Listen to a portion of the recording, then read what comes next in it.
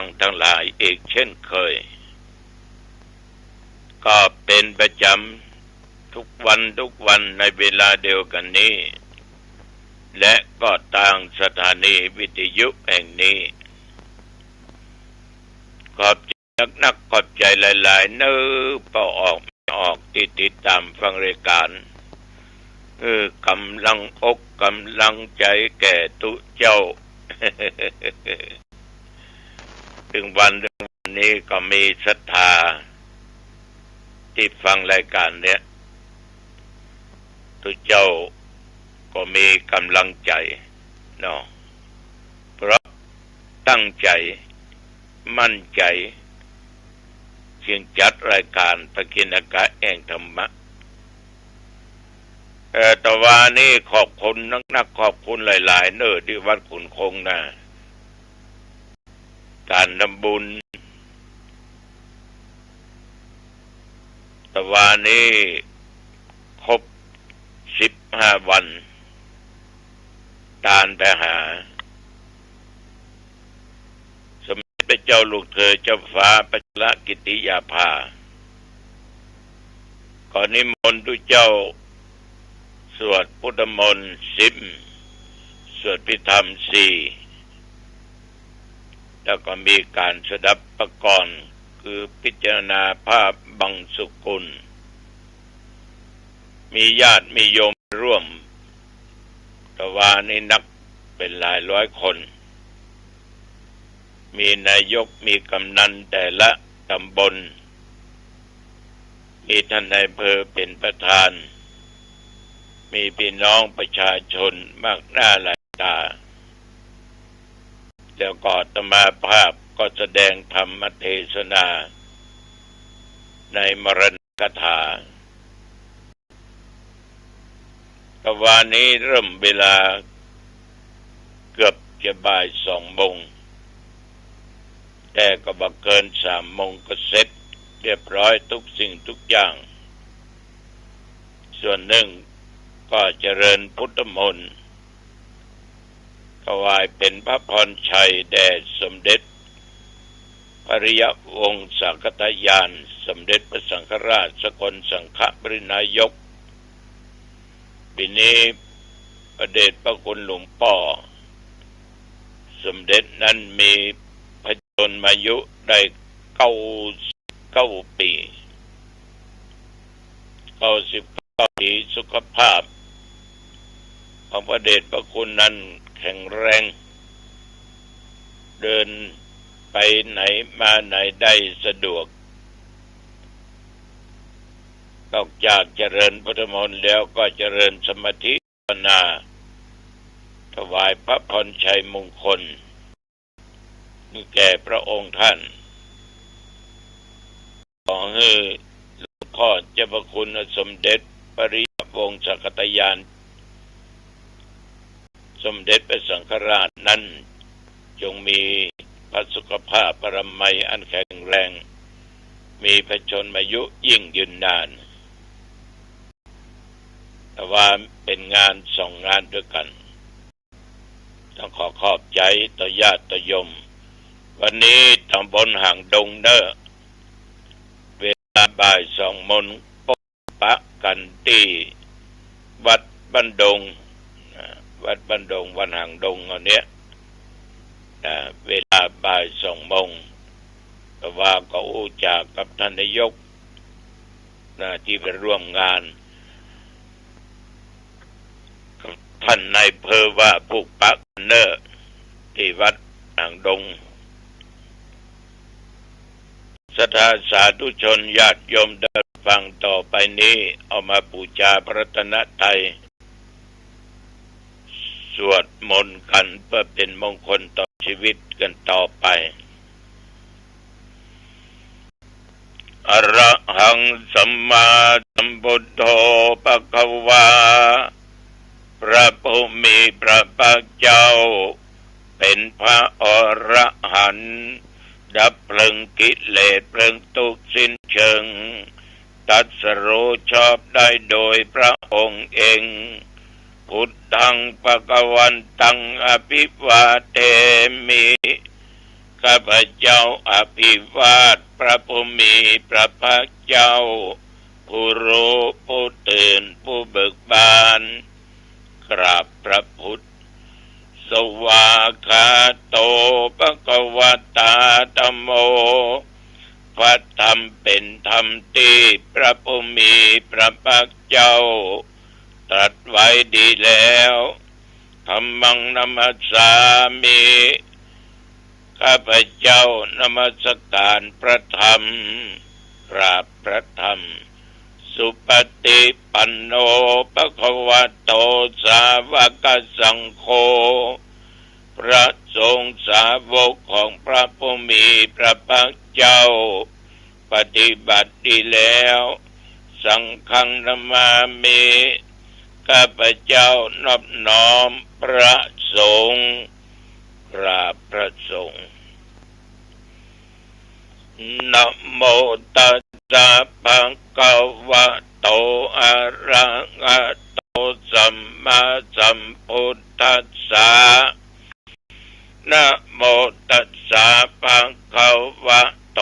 อะระหะโตสัมมาสัมพุทธัสสะนะโมตัสสะภะคะวะโตอะระหะโตสัมมาสัมพุทธัสสะพุทธังสรณังคัจฉามิธัมมังสรณังคัจฉามิสังฆังสรณังคัจฉามิตุติยัมปิพุทธังสรณังคัจฉามิ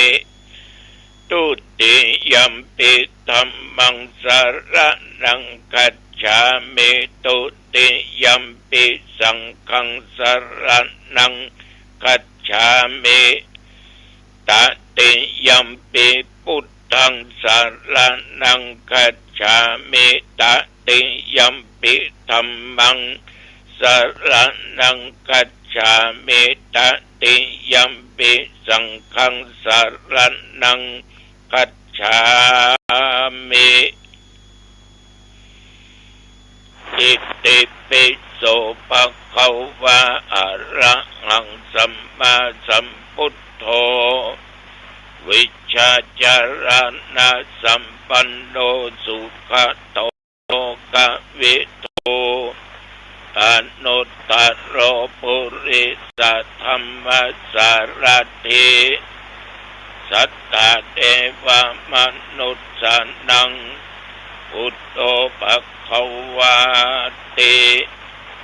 ยันตุนิมิตตังอวะมังคะลัญญาโยจัมปนาโพสกุนัสสะสัทโธปะปะกะโอโตสุปินังอะกันตังพุทธานุภาเวนะวินาสเมนตุสวากขาโตภะคะวะตาธัมโมสันติติโกอะกาลิโกเอหิปัสสิโกโอปะนะยิโกปัจจตังเวทิตโพวินยูหิติยันตุนิมิตตังอวะมังคะลัญญาโยจัมปนาโพสกุนัสสะสัทโธปะปักขังโอโตสุปินังอะกันตังธัมมานุภาเวนะวินาสเมนตุสุปฏิปันโนภะคะวะโตสาวกสังโฆอุชุปฏิปันโนภะคะวะโตสาวกสังโฆ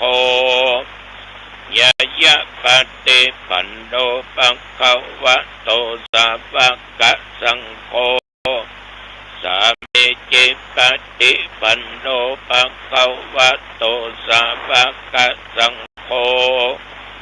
ยะติตังจัตตาริปุริสายุคานิอัตตาปุริสปุคลา เอสะภะคะวะโตสาวกสังโฆอาหุนายโยปาหุนายโยทักขินายโยอัญชลิกรณิโยอนุตตรังปุญญเกตังโลกัสสาติยันตุนิมิตังอวะมังคลัญญาโยจมานะโปสกุณัสสัทโธ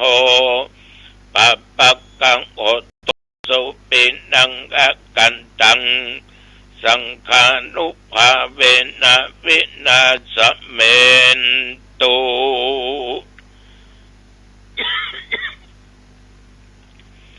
ยะหังภะเกเนอะเลยะยะชาติยะชาโตนาเปชานาเมสันเจจะปะนังชีวิตาโวโรเปตาเตนะสัจเจนะโสติเตโอตุโสติคัพพัสสะโคชังโคสติสังฆาโตธัมมานังวิจโยตถาวิริยัมปิติปัสสติโพชังคาจัตตถาปะเรสัมมาตุเปกะโพชังคาสัตติสัพพทักษินามุนีนาสัมมาตัคคาตาภาเวตาภาอุลิกตาสังวัตตันติอวิญญายะนิพพานายะจะโพธิยาเอเตนะสัจจะวัจเจนะโสติเตโอตุสัพพทาเอกัสสมิงสมาเยนะโตโมคันลานัจจกัสสปังกิลาเนตุกิเตติสวะโพชังเคสัตตะเทสัญเยเตจะตังอภินันติตวะโรคามุจเจงสุตังคะเนเอเตนะสัจจะวัจเจนะโสติเตโอตุสัพพทาเอกทาธัมมราชาปิเทลัญเยนะปิปิริโตจุนดาเตเรนะตัญเยวะพันนาเปตวานาสัตัลลังสัมโมติตวาจะอาปาตาตัมหาบุตธาสิธานะโส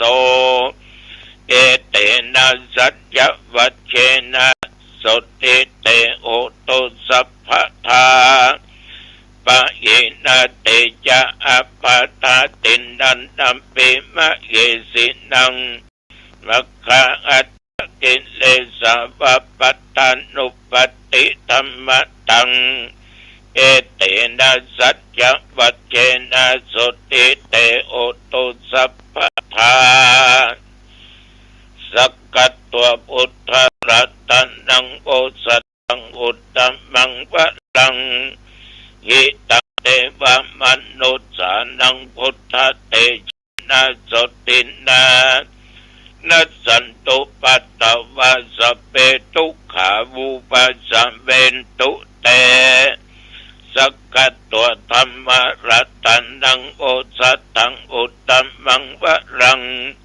ปัจเลลังอุปัสสะมานังธรรมเตเชนะโสตินานัสสันตุปัตตวะสัพเพพยาวุปัสสะเวนตุเตสักกัตตัวสังฆรัตนังโอสัตังอุตตมังวะลังอาโอนายังปะโอนายังสังฆเตเชนะโสตินานัสสันตุปัตตวะสัพเพโรกาวุปัสสะเวนตุเตนัตถิเมสรณังอัญญังพุทโธเมสรณังวรังเอเตนะสัจจะเชนะโหตุเตชะยะมังคลังนัตถิเมสรณังอัญญังธัมโมเมสรณังวรัง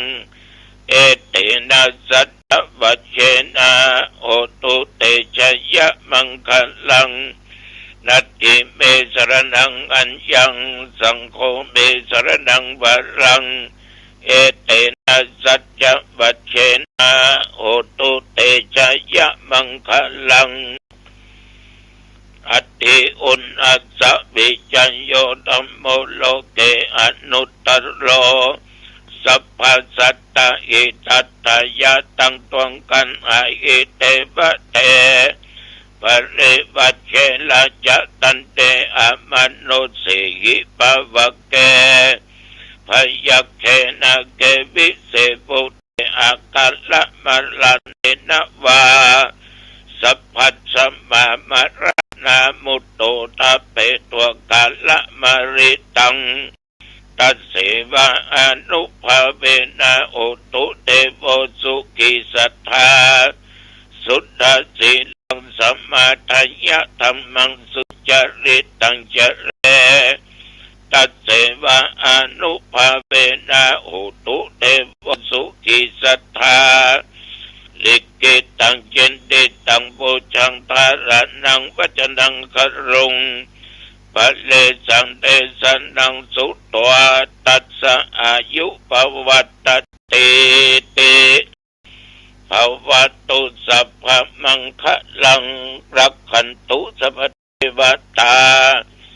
สัพพพุทธานุภาเวนะสัทธาโสติภวันตุเตวัตุสัพพมังคะลังรักขันตุสัพพเทวตาสัพพธรรมานุภาเวนะสัทธาโสติภวันตุเตภวัตุสัพพมังคะลังรักขันตุสัพพเทวตาสัพพสังฆานุภาเวนะสัทธาโสติภวันตุเต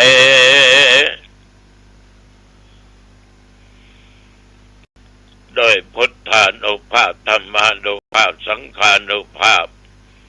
บทสาธยายมนยะโตหังโพชังคะปริต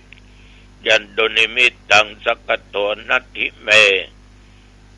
อติอุณัสสะวิจัยโย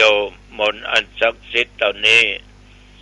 แม้นว่าตนข้าพเจ้าและญาติโยมหญิงชายทั้งหลายทุกท่านทุกคนได้ตรงโรคาเบียดที่เจ็บไข้ได้ป่วยในนอกกายในสรีระร่างกายทุกส่วนกินยาบำหายหมอยุหมอยาบำหายขอคุณแห่งพระพุทธพระธรรมพระสงฆ์มนต์อันศักดิ์สิทธิ์จงมากำจัดโรคภัยไข้เจ็บต่างๆอันตรธานหายมีสุขภาพกายใจอันแข็งแรงแม่นว่าตนข้าพเจ้าญาติโยมเดินทางไปเหนือใต้ทุกก็ไกลๆไปก็มีใจกลับมามีโชคมีใจปราศจากอุทกภัยอัคคีภัยวาตภัยอุปัฏฐิภัยและโรคาภัย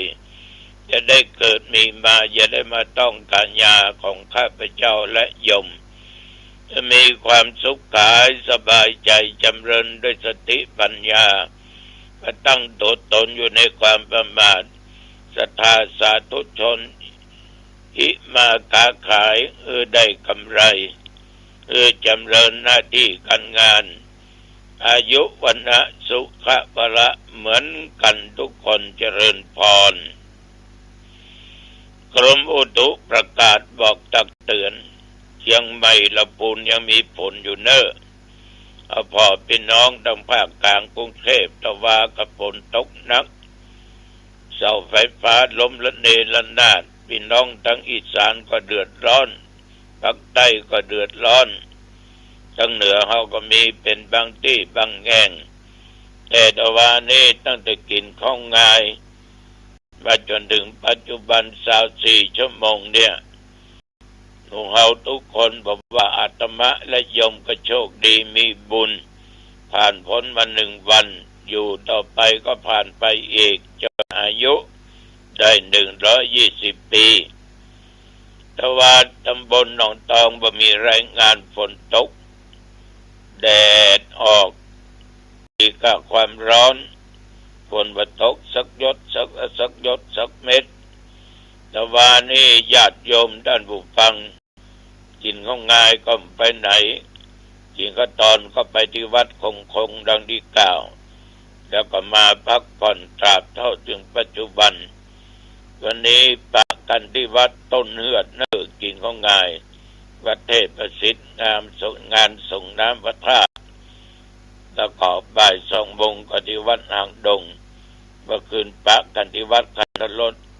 2 ทุ่มนะโมตัสสะปะกันแน่ท่านทั้งหลายชีวิตของคนเราอยู่กับกินกับว่าเนาะ ร่างกายสุขภาพของเราเนี่ยจะขาดอาหารถึงมันได้แต่ยังว่าท่านทั้งหลายกินอย่างเนื้อกินพออิ่มหาบก็ฮื้อพอควรพอโรคภัยจะบ่ได้มารบกวนกินแต่น้อยมันก็จะมีอายุยืนกินพออิ่มนั้นคนแตะก่อนเพิ่นว่ากินอิ่มไว้เพื่อน้ำกินข้าวนั้นมันพอจะอิ่มละถ้ากินน้ำไปหันบอยเหลือสักแก้ว2มันอิ่มเนี่ยกินหรือพออิ่มบางคนให้กินแล้วกินไว้กินบอดลุกแล้วก็บ่ได้นั่งค้างโอ้วันนี้ลำแตะลาจนลุกบ่ได้จะกินน้ำก็บ่ลงกินไปกินเหงา กินอย่างพอดีพออิ่มพอประมาณแต่ทีนี้ญาติโยมเวลาหาบอันอย่างกระจ้างเตอะพอกวนหูแหงตัวเองอย่างหาบเปียดหาบบุ้งหาบยังหาบสิ่งของต่างๆหาบพืชผลการเกษตรหาบลำไยเนาะ ต่างลำไยเนาะใส่รถเข็นมันพอดีพอกวนไม่ใช่หาบแก่งแกะขาไปมาแต่เดี๋ยวมันก็หกล้มเพราะเนี่ยอย่างเกินกำลังของตัวเองมันได้ยากเป็นไปได้ลำบากฉะนั้นกินควรหาบพอดีทีนี้โรคภัยไข้เจ็บนะโยมทั้งหลายอาหารการกินและจ้างกินจ้างนี้เลือกกินที่มันเป็นพิษเป็นภัยนะโรคภัยก็ไม่ต้องถามหามานะเรื่องการเจ็บไข้ได้ป่วยคนเรานี่อยู่ในอำนาจของความอยากมดว่าเปิ้นว่าตัวว่าตุเจ้าว่าคนบ้านนะแต่ว่าโภชเนมัตตัญญูตาความเป็นผู้รู้ประมาณในการบริโภคน่าจะดีบ่กินจนฟุ่มเฟือยเบิกเบอมีอย่างเอามากินประทุกประเสี่ยงบ่ฮู้จักอิ่มบ่ฮู้จักพอแทนที่ไว้กินตะค่ำหน้ามื้อหน้านั่งเอาจนหมดแล้วก็กินก็บ่เสี่ยงกินบกขว้างบะพ่อแม่ตายละสู่จะลำบากฉะนั้นญาติโยมท่านทั้งหลายโภชเนมัตตัญญูตารู้จักประมาณในการกินมอกพอดีมอกพออิ่มบ่ฟุ่มเฟือยบ่สลุยสลายคนที่ตกเป็นทาสของความอยากมันจะทุกข์ยากบ่รู้ตัวฉะนั้นญาติโยมเพิ่นถึงบอกว่าโลภมากก็ลาภหายอยากมากได้กินแต่นิ้วก้อยถ้าอยากน้อยได้กินแต่เต้าหัวแม่มือความอยากนั้นมันเป็นตัวกิเลสความหิวของคนเราเนี่ยญาติโยมมันเป็นธรรมชาติการที่เรารู้จักประมาณในการกินการบริโภคอาหารการกินหรืออย่างทุกสิ่งทุกอย่างมันจะต้องรู้ประมาณในการกินการใช้คนเราถ้าบ่รู้ประมาณบ่รู้ตัวบ่รู้ตนเนี่ย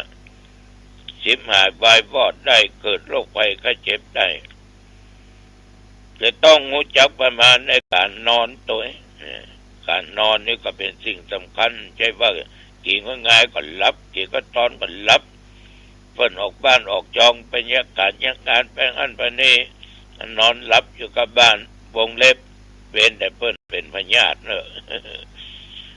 ธรรมดาของคนเฮาเนี่ยญาติโยมส่วนใหญ่ไม่จะใจกลางคืนพักผ่อนหลับนอนกันอย่างโยมและธรรมาภาพเนี่ยตื่นมาเนี่ยเอานอนเมื่อคืนโลกคือแล้วทุกเจ้าก็นอน4 ทุ่มตี 1ลุกมากำเข้าห้องน้ำเด็กแม่ก็นอนหลับตี 4ก็ลุกเขาต้องลุกเหมือนกันทุกผู้ทุกคนทีนี้ลุกมาอย่างตื่นแต่เจ้าโยมทั้งหลายมันเช้าดีตื่นเจ้าได้งานหลายตื่นขวายได้งานน้อยฉะนั้นนอนหลับต้องรู้จักประมาณตื่นเช้าได้งานนักตื่นขวายได้งานน้อยฉะนั้นมาตื่นเช้า ตี 4สวดบนต์คนเดียวแล้วก็เจริญสมาธิภาวนาถึงเวลาตี 5มากันนำญาติโยมไว้พระสวดมนต์แล้วก็นั่งบรรยายธรรมะคือเป็นข้อคิดกับญาติกับโยมตื่นเช้าลองตื่นขวายกันไปได้อย่างสักอย่างอันนั้นก็ดีเนี่ยนั้นก็ดีทำอันนั้นก็ดีไปมันลำบากฉะนั้นต้องรู้จักประมาณในตัวเองรู้จักการบริโภคในตัวเองรู้จักการพักผ่อนรู้จักการหลับการนอนในตัวเองอันนี้ตุเจ้าฝากถ้าทำได้อย่างนี้มันจะเป็นดีเป็นสีแก่ตัวตนเอาละวันนี้จะมาพอดีพองามอายุวันโนสุขังพลังพบกันใหม่โอกาสหน้าเจริญพรสวัสดีครับท่านผู้ฟังที่เคารพสารธรรมนำเล่าประวัติครูบาชัยวงศาพัฒนาเกี่ยวกับการสร้างบุญญาบารมีของหลวงปู่ครูบาวงศาพัฒนาวัดพระพุทธบาทห้วยต้มอำเภอรีจังหวัดลำพูนได้นำเล่าสืบต่อกันมาหลายตอนในช่วงที่มาซึ่งครูบาชัยวงศานั้นได้สร้างอวรวัตถุที่เป็นพระมหาธาตุเจดีย์ก็ถือว่ามีการสร้างจนแล้วเสร็จก็มีการนำเล่าประวัติครูบาชัยวงศาอย่างต่อเนื่องผมเกษตรเพชรสำนิดวิทยากรถ่ายทอดจากเอกสารเป็นเสียงถึงการสร้างทางของครูบาชัยวงศาพัฒนาได้มาถึงเดือนยี่ออก3 ค่ำวันพฤหัสบดีมีครูบาเจ้าศรีวิชัยและพระชัยวงศาพญาพหลพลพยุหศินาและหลวงศรีประกาศภายก็มีพ่อเจ้าแก้วนวรัตน์เป็นประธานพากันไปที่ตีนดอยสุเทพลุ่มลงศรีหลวงประกาศมีครูบาเจ้าศรีวิชัยลงมือเริ่มแรกขุดทางขึ้นดอยสุเทพก็นำเล่ามาอย่างต่อเนื่องในการสร้างทางขึ้นดอยสุเทพก็มาถึงครูบาเจ้าศรีวิชัยครูบาอภิชัยยะขาวปีและพระชัยวงศาในสมัยอดีตก็พาศรัทธาทั้งยางและไตทั่วสารทิศช่วยกันสร้างถนนเส้นนี้ตั้งแต่รุ่มโรงสีหลวงศรีประกาศได้5 เดือน 22 วันถึงตีนบันไดนาคดอยสุเทพ5 เดือนเต็มกับ22 วัน7 โง่เอารถให้ครูบาขี่ขึ้นไปถึงลานสนามตีนดอยสุเทพบันไดนาคแล้วพวกพระและเณรลูกศิษย์ครูบากับหลวงอนุสารสุนทรขุนยุวาและขุนกันอยู่ร่วมกันเป็นขบวนและครูบาอภิชัยยะขาวปีอีกองค์หนึ่งก็อยู่ในขบวนเดียวกัน ให้ช่างถ่ายรูปหมู่วันนั้น แล้วครูบาเจ้าศรีวิชัยขี่รถเจ๊กโง่ลงมาที่วัดศรีโสดาวันนั้น พระชัยยวงศากับแม่บ่อแก้วป้ารัวเต็มพี่ขันคำและหมู่ยาง3-4 คนก็พากันย้ายจากที่พักน้ำบ่อเต่าลงมาพักอยู่ที่ดอยม่อนพญาหงส์แล้วมีเจ้าและพระชัยยวงศาพากันขุดอุโมงค์ก่อเจดีย์ขึ้น1 ดวงกว้าง6 ศอกครูบาเจ้าศรีวิชัยเรียกชื่อว่าวัดอนาคาหมู่เดียวกันก็พากันสร้างจนสำเร็จเอายอดฉัตรขึ้นต่างๆเสร็จแล้วก็ซ่อมทางที่ไม่งามให้สวยแล้วอยู่ถึงวันเดือน8เพ็ญคณะสังฆะ100 กว่ารูปสวดมนต์หลวงสวดเบิกฟังธรรมอบรมวิหารพุทธาภิเษกพระพุทธรูปถนนวัดศรีโสดาเดือน8 แรม 1 ค่ำครูบาเจ้าสุนทรเป็นอาจารย์เวรตาลครั้งนี้สี่อาจารย์อยู่เวรตาล4 มุมวิหารเวรตาลพร้อมกันเสร็จแล้วประเคนครัวตาลต้นกันต่างๆพระชัยวงศาก็ทำต้นกันแห่ลงมาถวายทานด้วยกันต้นกันของครูบาเจ้าศรีวิชัยต้นสูงใหญ่ต้นหนึ่งถวายทานด้วยกันแล้วถวายสังฆทานแด่พระสังฆะเสร็จเวลาเวรตาลฝนก็ตกใหญ่พวกพระเณรศรัทธาทั้งหลายก็เปียกชุ่มฝนทุกรูปทุกคนสนุกก็สนุกเปียกก็เปียกส่วนบุญในวันนั้นก็เสร็จไปแล้วอยู่ถึงเดือน8เหนือแรม2 ค่ำครูบาเจ้าศรีวิชัยพาครูบา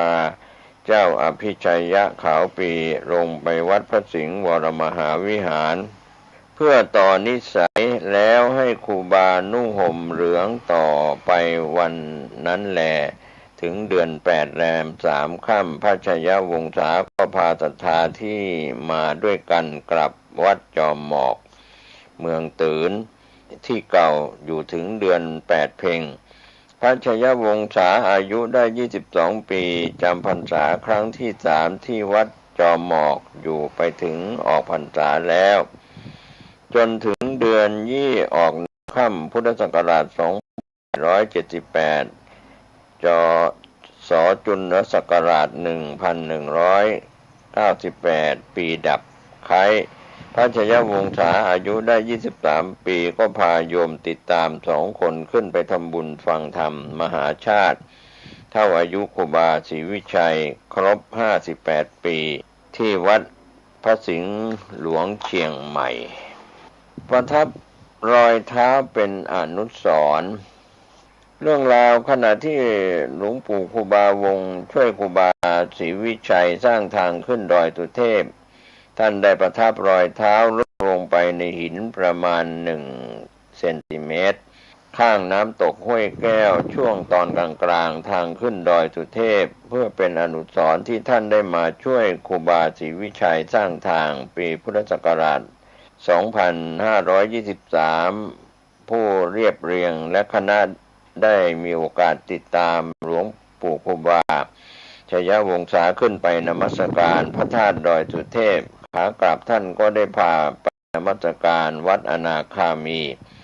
ซึ่งเป็นวัดที่ครูบาศรีวิชัยได้มอบให้ท่านเป็นผู้ควบคุมการสร้างปัจจุบันทรุดโทรมไปหมดแล้วระหว่างทางท่านได้พาพวกเราไปดูรอยเท้าที่ท่านประทับไว้รอยเท้านั้นลึกลงไปในหินประมาณครึ่งเซนติเมตรมีรอยถูกน้ำกัดเซาะพวกเราแปลกใจมากที่เห็นรอยเท้านั้นพอดีกับเท้าของหลวงปู่ครูบาชัยวงศาเมื่อท่านเหยียบลงไปการประทับรอยเท้าเช่นนี้ท่านเคยไปประทับรอยเท้าและรอยมือไว้บนแผ่นหินณประเทศศรีลังกาเป็นอนุสรณ์เช่นกันเป็นที่ประจักษ์สายตาของคณะศิษย์ที่ร่วมเดินทางไปทุกครั้ง อุปสรรคของหลวงปู่ครูบาชยวงศาเป็นผู้ที่ครูบาศรีวิชัยไว้ใจมากองค์หนึ่งเพราะเมื่อครูบาศรีวิชัยมีปัญหาเรื่องขาดกำลังคนครูบาศรีวิชัยก็จะมอบหน้าที่ให้ท่านไปนำกระเหรี่ยงอยู่บนดอยต่างๆมาช่วยสร้างทางหลวงปู่เล่าว่าการสร้างทางขึ้นดอยสุเทพและการสร้างบารมีของครูบาศรีวิชัยนั้นทุกข์ยากลำบากมากเพราะถูกกลั่นแกล้งจากบุคคลอื่นที่ไม่เข้าใจและอิจฉาริษยาอยู่เสมอทุกครั้งที่ครูบาศรีวิชัยให้ท่านไปนำกระเหรี่ยงมาช่วยสร้างทางระหว่างการเดินทางต้องคอยหลบหลีกจากการตรวจจับของพวกตำรวจหลวงและคณะสงฆ์ที่ไม่เข้าใจครูบาศรีวิชัยท่านได้เล่าว่าในเวลากลางวันต้องหลบซ่อนกันในป่าหรือเดินทางให้ห่างไกลจากเส้นทางสัญจรเพื่อหลบให้ห่างจากผู้ขัดขวางส่วนในเวลากลางคืนต้องรีบเดินทางกันอย่างฉุกระหุกเพราะเส้นทางต่างๆมืดมากต้องอาศัยโคมไฟตามบ้านเป็นการดูทิศทางเพื่อให้ถึงจุดหมายปลายทางเร็วที่สุดเท่าที่จะทำได้ด้วยบารมีและความตั้งมั่นในการทำความดีของครูบาศรีวิชัยที่มีต่อพระพุทธศาสนาทำให้พุทธบริษัททั้งชาวบ้านและชาวเขาจากในที่ต่างๆจำนวนมากมาช่วยสร้างทางขึ้นดอยสุเทพได้สำเร็จดังความตั้งใจของครูบาศรีวิชัยโดยใช้เวลาสร้างเพียง7 เดือนเท่านั้นเมื่อครูบาศรีวิชัยสร้างทางขึ้นดอยสุเทพสำเร็จแล้วหลวงปู่ครูบาชยวงศาจึงได้ไปกราบลาครูบาศรีวิชัยกลับไปอยู่ที่เมืองตืนวัดจอมหมอกตำบลแม่ตืนกิ่งอำเภออมก๋อยจังหวัดเชียงใหม่ในสมัยนั้นในภาพที่ปรากฏว่ามีการห่มผ้าจีวรขาวเมื่ออายุได้23 ปีตรงกับปีพุทธศักราช 2479 ขณะที่หลวงปู่ครูบาชัยวงศาอยู่วัดจอมหมอกเจ้าคณะตำบลได้มาจับหลวงปู่ชัยวงศาศึกในข้อหาที่ท่านเป็นศิษย์และเป็นกำลังสำคัญที่ปฏิบัติเชื่อฟังครูบาศรีวิชัยอย่างเคร่งครัดซึ่งในขณะนั้นครูบาศรีวิชัยได้ถูกจับมาสอบสวนอธิกรณ์ที่กรุงเทพครั้งสุดท้ายแต่ตัวท่านเองไม่ปรารถนาที่จะศึกและหนีไม่ได้เมื่อทางคณะสงฆ์จะจับท่านศึกให้นุ่งห่มดำหรือแต่งแบบคฤหัสถ์หลวงปู่ครูบาชยวงศาไม่ยอมเพราะท่านไม่ได้ผิดข้อปฏิบัติของสงฆ์แต่เมื่อคณะสงฆ์ที่ไปจับท่านศึกไม่ให้ห่มเหลืองหลวงปู่ครูบาชยวงศาจึงหาผ้าขาวมาห่มแบบสงฆ์เรียนเยี่ยงอย่างครูบาขาวปีวัดผาหนามซึ่งเคยถูกจับศึกไม่ให้ห่มเหลืองในข้อหาเดียวกันในคราวที่ครูบาศรีวิชัยถูกอธิกรณ์ก่อนที่จะสร้างทางขึ้นดอยสุเทพและยึดถือข้อวัดปฏิบัติเหมือนที่เป็นสงฆ์อย่างเดิมก็ได้กล่าวถึงหลวงพ่อครูบาพรหมจักรวัดพระบาทตากผ้าครูบาบุญเทิมและเจ้าคุณราชเจ้าคณะจังหวัดลำพูนองค์กรของวัดธรรมเทวีได้เล่าให้ฟังว่าในหมู่พระสงฆ์และฆราวาสที่เป็นศิษย์ของครูบาศรีวิชัยก็ยังนับถือหลวงปู่ชัยวงศาเป็นพระสงฆ์เช่นเดิมเพราะการศึกในครั้งนั้นไม่สมบูรณ์ครูบาชัยวงศาไม่ได้กระทำผิดพระวินัยของสงฆ์และในขณะที่ศึกนั้นจิตใจของท่านก็ไม่ยอมรับที่จะศึกก็ยังยึดมั่นว่าตัวเองเป็นพระสงฆ์เหมือนเดิมดังจะเห็นได้จากการที่ท่านยังปฏิบัติข้อวัดพระธรรมวินัยของสงฆ์ทุกประการหลวงปู่ครูบาชยวงศาเล่าให้ฟังว่าในคราวนั้นลูกศิษย์ลูกหาของครูบาศรีวิชัยระส่ำระสายกันมากบางองค์ก็ถูกจับศึกเป็นฆราวาสบางองค์หนีไปอยู่ที่อื่นบ้างในป่าในเขาบ้างเพื่อไม่ให้ถูกจับศึกรวมตัวกันที่บ้านปาง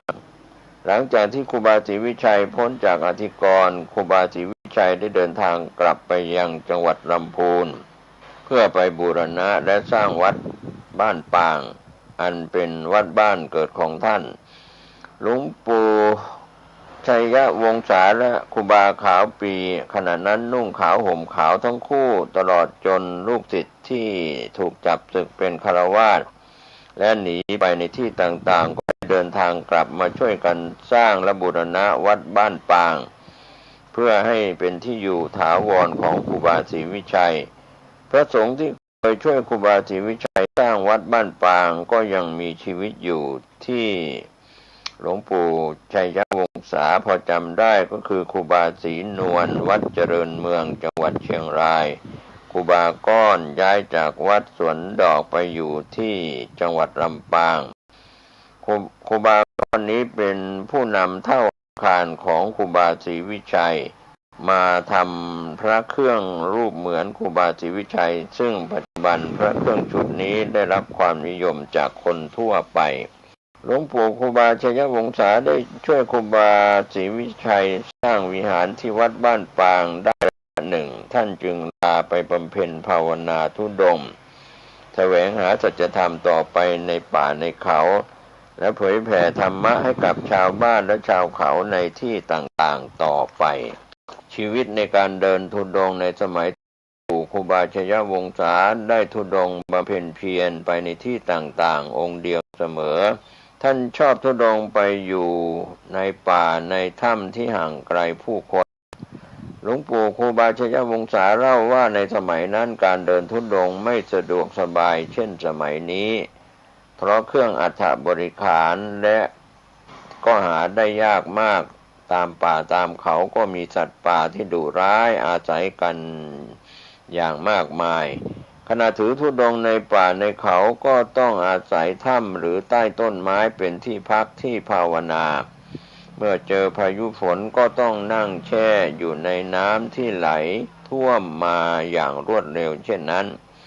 จนกว่าฝนจะหยุดตกการภาวนาในถ้ำในสมัยก่อนนั้นก็มีสัตว์ป่าอาศัยอยู่มากมายเช่นเสือช้างงูเม่นเหล่านี้เป็นต้นแต่มันไม่เคยมารบกวนหรือสร้างความกังวลใจให้ท่านเลยต่างคนก็ต่างพึ่งพาอาศัยซึ่งกันและกันหลวงปู่ครูบาชัยวงศาเล่าต่อว่าครั้งหนึ่งท่านได้ไปบำเพ็ญภาวนาในถ้ำแห่งหนึ่งที่ตำบลบ้านก้อสมัยนั้นยังเป็นป่าทึบต้นสักแต่ละต้นขนาด3 คนโอบไม่รอบในถ้ำนั้นมีเม่นและช้างอาศัยอยู่บางครั้งก็มีเสือเข้ามาหลบฝนบ่อยครั้งที่กำลังภาวนาทำสมาธิอยู่นั้นพวกมันจะมาจ้องมองด้วยความแปลกใจทำให้หลวงปู่ครูบาชัยวงศารู้สึกถึงความบริสุทธิ์และความไร้เดียงสาของสัตว์ที่มองดูท่านด้วยท่าทางฉงนสนเท่และนึกถึงคำสั่งสอนขององค์สมเด็จพระสัมมาสัมพุทธเจ้าว่าความไม่เบียดเบียนกันเป็นความสงบสุขอย่างยิ่งหลวงปู่ครูบาชัยวงศาบอกว่าพระธุดงค์ในสมัยก่อนต้องผจญอุปสรรคและปัญหาต่างๆมากมายจึงต้องเขี่ยวจิตใจและกำลังใจให้เข้มแข็งและแกร่งอยู่เสมอดังนั้นพระธุดงค์เก่าจึงเก่งและได้เปรียบกว่าพระสงฆ์ในปัจจุบันทั้งในด้านจิตใจและการปฏิบัติบำเพ็ญภาวนาแต่เสียเปรียบกว่าพระสงฆ์ในยุคนี้ด้านการใฝ่หาความรู้ทางด้านปริยัติเพราะสมัยนี้ความเจริญทำให้ไปไหนมาไหนได้สะดวกรวดเร็วขึ้นพระสงฆ์รุ่นเก่าที่อยู่ห่างไกลตัวจึงต้องบังคับจิตใจบำเพ็ญเพียรปฏิบัติภาวนาให้เกิดปัญญาและธรรมะขึ้นในจิตในใจเพื่อนำมาพิจารณาและปฏิบัติให้ถึงพระนิพพานธุดงค์น้ำแข็งก็เป็นเรื่องราวบ่อยครั้งที่หลวงปู่ครูบาชัยวงศาได้ธุดงค์จาริกผ่านไปที่กิ่งอำเภออมก๋อยในสมัยอดีตของเชียงใหม่ในฤดูหนาวบริเวณภูเขาของกิ่งอำเภออมก๋อยสมัยนั้นจะมีเหมยค้างปกคลุมไปทั่วเหมยค้างนี้ภาษาภาคเหนือหมายถึงน้ำค้างที่กลายเป็นน้ำแข็ง ในบริเวณนี้มีต้นสนขนาดต่างๆขึ้นเต็มไปหมดไม่มีผู้คนอาศัยอยู่เลยเวลาย่ำเดินบนพื้นน้ำแข็ง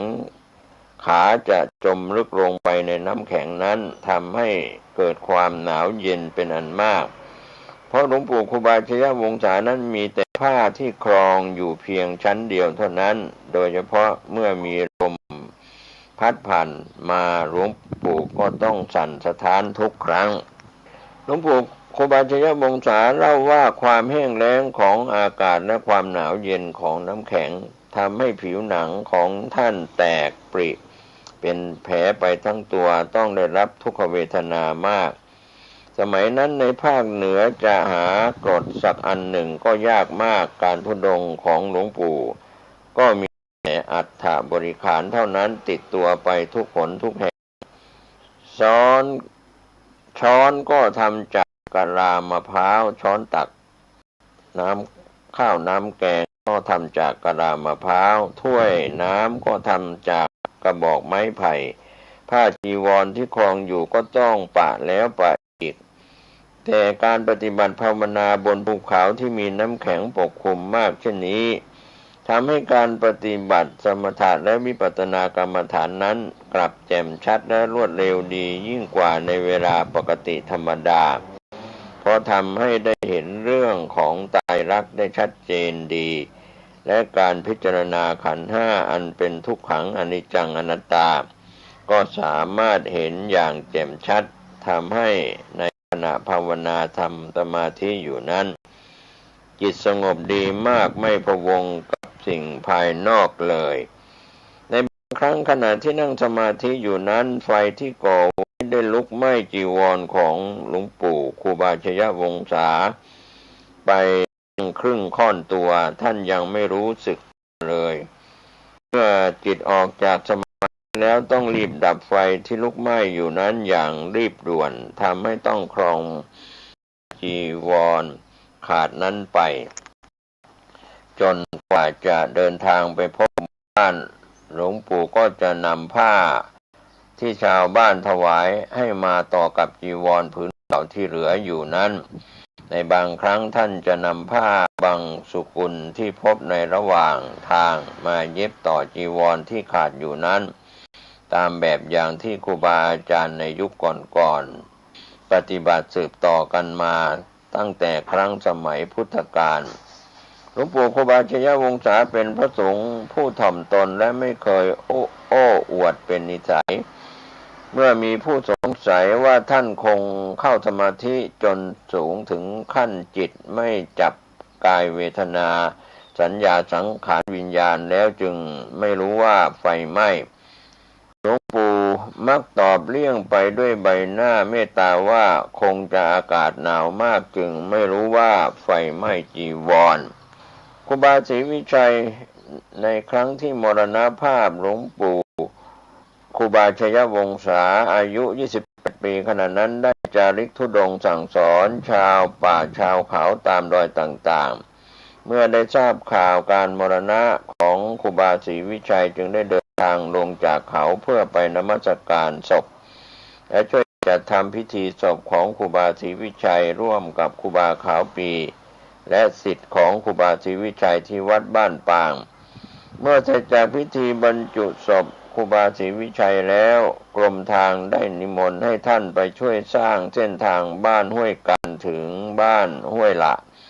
ซึ่งในตอนนั้นหลวงปู่ครูบาชยวงศาก็ยังห่มผ้าสีขาวอยู่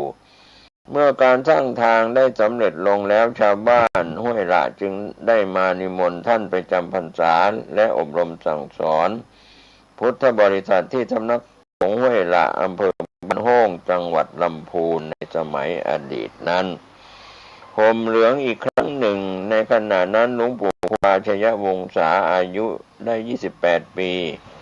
ครูบายศซึ่งเป็นศิษย์คนหนึ่งของครูบาศรีวิชัยและเป็นเพื่อนสงฆ์กลุ่มเดียวกับหลวงปู่ครูบาขาวปีวัดผาหนามจังหวัดลำพูนครูบาทึมวัดจามเทวีจังหวัดลำพูนครูบาศรีนวลวัดเจริญเมืองจังหวัดเชียงรายครูบาก้อนจังหวัดลำปางเหล่านี้เป็นต้น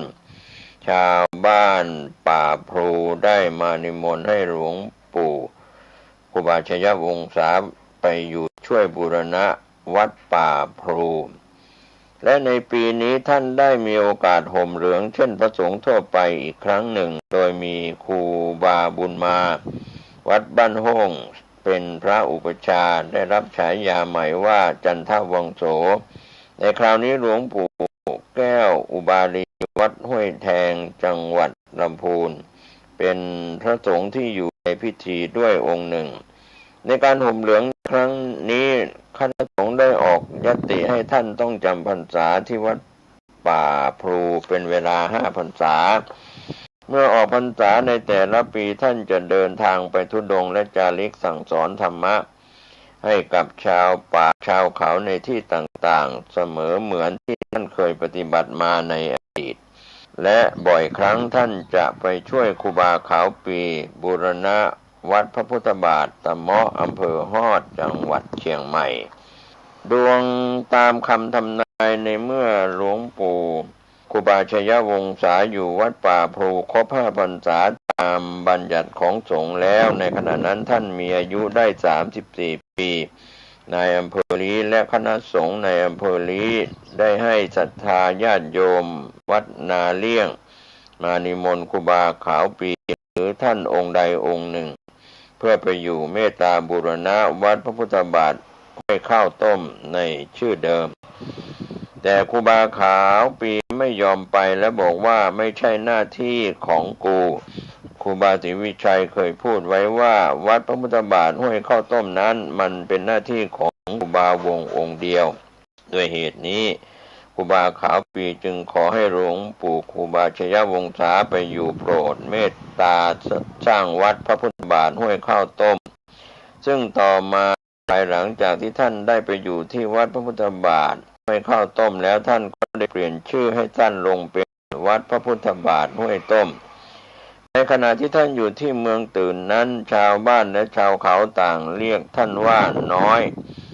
เมื่อท่านมาอยู่ที่วัดพระบาทห้วยต้มชาวบ้านทั้งหลายจึงเชื่อกันว่าท่านคงเป็นพระน้อยเมืองตื่นตามคำโบราณที่ได้จารึกไว้ณวัดพุทธบาทห้วยข้าวต้มชื่อเดิมเหตุการณ์นี้ตรงตามคำพูดของครูบาชัยลังกาและครูบาศรีวิชัยดังที่กล่าวแล้วในตอนต้นหลวงปู่ครูบาชัยวงศาย้ายมาประจำที่วัดพระพุทธบาทห้วยต้มท่านก็ยังออกจาริกไปสั่งสอนธรรมะแก่ชาวบ้านและชาวเขาในที่ต่างๆอยู่เสมอเหมือนที่เคยปฏิบัติมาก็เป็นการนำเล่าประวัติของครูบาชัยวงศาซึ่งเป็นพระนักพัฒนาและก็มีประวัติอันยาวพอสมควรที่ได้รับการเรียบเรียงโดยประวัติของหลวงปู่ครูบาชัยวงศาพัฒนานั้นปรากฏในช่วงบั้นปลายชีวิตท่านมรณภาพอายุ99 ปีเจดีย์บารมีครูบาวงนั้นสร้างเติมต่อจากครูบาชัยวงศาจากคณะศรัทธาและศิษยานุศิษย์จนแล้วเสร็จครับวันนี้ผมเกษตรเพชรสำริดได้ถ่ายทอดประวัติของครูบาชัยวงศาพัฒนาวัดพระพุทธบาทข้าวต้มหรือพระพุทธบาทห้วยต้มอำเภอลีจังหวัดลำพูนยังไม่จบลงก็จะได้นำเล่าสืบต่อในคราวหน้าขอทุกท่านได้ใช้สติปัญญาพิจารณาประวัติอาจมีข้อผิดพลาดจากเอกสารออกมาเป็นเสียงหวังจะได้รับอภัยจากบัณฑิตผู้รู้ผมเกษตรเพชรสำริดถ่ายทอดเอกสารเป็นเสียงหวังจะให้อนุชนรุ่นหลังได้ศึกษาประวัติพระครูบาชัยวงศาพัฒนาสุขกายสุขใจสร้างบุญญาบารมีตามแบบท่านโชคดีสวัสดีครับสวัสดีครับท่านผู้ฟังที่เคารพทางสายเอกดำเนินรายการโดยพระประชานาถมุนีเจ้าอาวาสวัดดอนจันทร์เจ้าคณะอำเภอกัลยาณิวัฒนาจังหวัดเชียงใหม่ท่านมีธรรมะเมตตากล่าวธรรมะดังนี้ ความจริงของอารมณ์อยู่เหนืออารมณ์อยู่เหนือความคิดอยู่เหนือธรรมชาติอยู่เหนือความเจ็บปวดของกายอยู่เหนือความรู้สึกของจิตวิชาปัญญาเนี่ยมันยิ่งใหญ่กว่าสิ่งอื่นๆเพราะฉะนั้นการรู้แจ้งซึ่งความจริงนี่หาได้ยากคนจะเข้าถึงรู้แจ้งซึ่งความจริง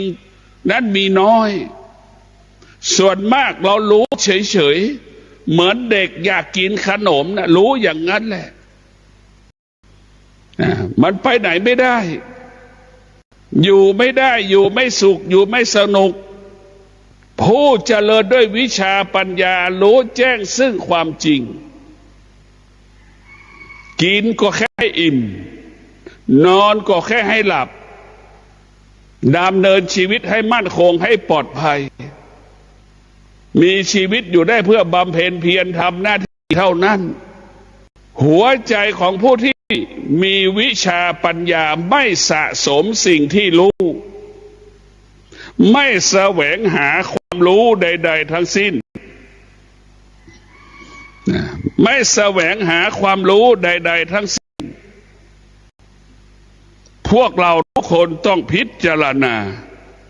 หัวใจที่มีวิชาปัญญานั้นจะรู้ความจริงของกายเช่นกายมันเจ็บปวดหัวใจที่มีวิชาปัญญาก็รู้ว่าความเจ็บปวดนั้นเป็นสิ่งที่ไม่ทนเหมือนด่างข้าวที่เราเคี้ยวอยู่ในปากแล้วมันก็กลืนเข้าสู่ท้องเราเรียกว่าความเจ็บปวดระยะเวลาอันสั้นดังเราเคี้ยวข้าวอยู่ในปากนั่นแหละสุขทุกข์ก็เป็นเช่นนั้นมีระยะเวลาอันสั้นดังเราเคี้ยวข้าวอยู่ในปากนั่นแหละผู้ที่มีปัญญาจะอยู่กับความเป็นจริงนั้นได้อยู่กับความเป็นจริงแล้วว่าสุขก็อยู่ได้ทุกข์ก็อยู่ได้ไม่สามารถทำให้บุคคลที่มีจิตที่เจริญด้วยวิชาปัญญาสะเทือนและหวั่นไหวสุขเกิดก็ไม่ต้อนรับทุกข์เกิดก็ไม่ต้อนรับเพราะดวงจิตผู้มีวิชาปัญญารู้ความจริงว่าสุขก็ดีทุกข์ก็ดีเป็นสิ่งที่ไม่เที่ยงมันเป็นโทษมันเป็นพิษต่อชีวิตของเราโดยเฉพาะธรรมะภาคปฏิบัติ